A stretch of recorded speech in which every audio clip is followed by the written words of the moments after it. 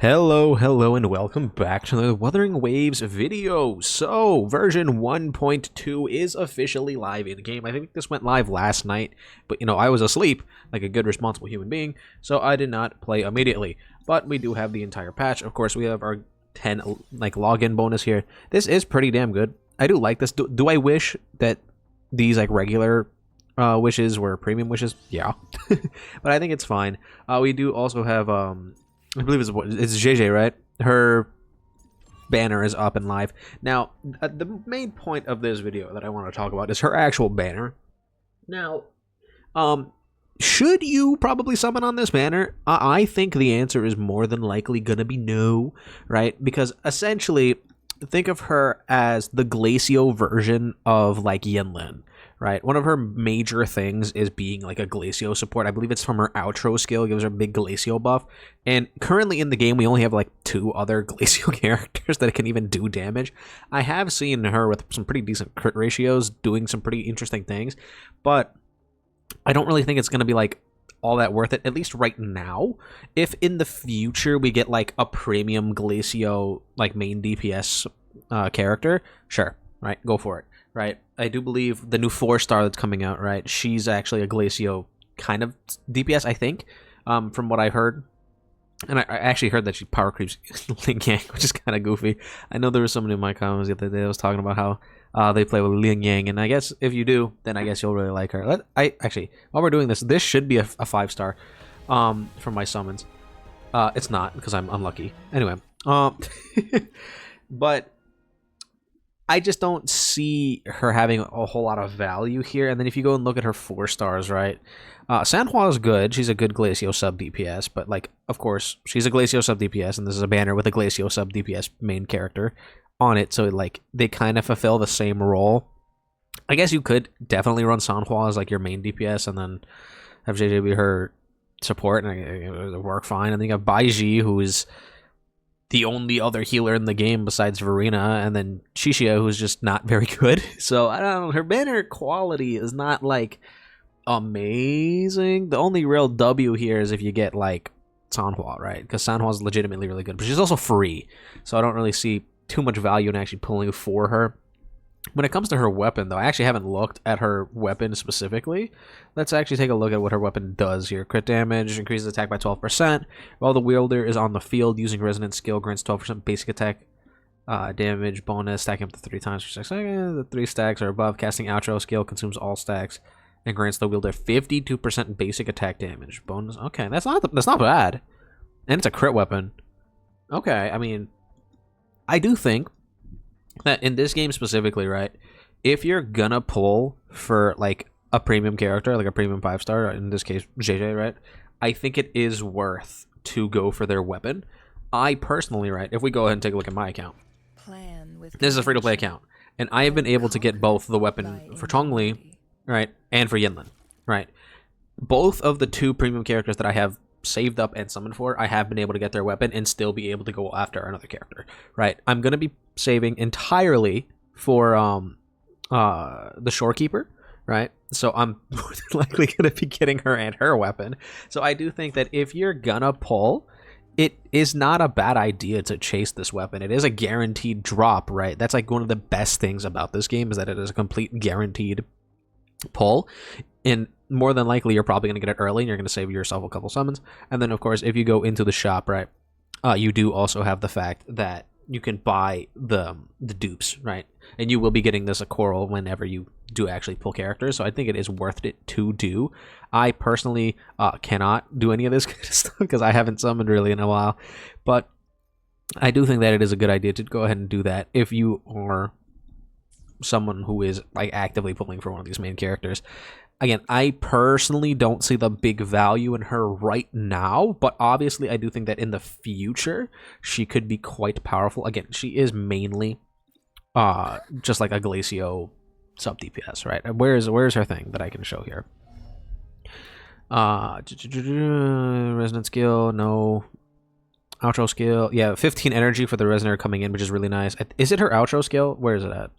Intro skill, no. Ah, yeah, here it is. The incoming Resonator has their Glacio damage amplified by 20% and Resonance skill damage amplified by 25%. That is like her big thing here, is that when you swap out of ZheZhi into your coming character, not only are they going to get this massive buff, especially if they're a Resonance skill-based character, but they're also going to get that bonus energy, so that way they can, you know, do what they need to do, right? So overall, they're like pretty damn good for a sub DPS. I have heard issues of people saying that like it's kind of awkward to counterattack with her because of her animations, which I think could be an issue. She is one of these, I forget what they're called, the rectifier, right? Characters where I have noticed, especially when I'm playing a lot of Yinlin, right? These characters tend to be kind of jank with their targeting. Right, both Yinlin and Verena for me have instances where their abilities will just kind of go send themselves off into the oblivion and like not go where I want them to go, or like they'll be affected by their camera angle and just get kind of spun off into a different area. So it might be kind of awkward to play her. I haven't actually played her myself. Obviously, I don't have her. I mean, I'm sure we can go into her trial real quick and then do that and just look at that while we're talking about her. But again, like mainly she is focused on being a Glacio sub DPS, and the only characters who can make use out of her are Ling Yang and Sanhua, who are just alright characters. They're nothing that crazy. Let's see, what is her forte? When normal attack hits a target or intro skill is cast when forte gauge is full, press resonance skill and then basic attack to summon 3 phantasmic imprints, each allowing ZheZhi to cast 1 resonance chain. Okay. They don't give you any Glacio characters. I feel like they would have given you Sanhua. Okay, so she seems pretty easy, actually. Oh, okay. I understand the idea here. Right, and then you can move around. It is cool, but like, it's just I have like trouble like advocating to pull for this character, because like when it came to characters like, I guess Chongli also fits in this kind of vein, right, where they're a character who's designed to not be your main carry, right, and is designed mainly to be like a sub DPS for another character, right.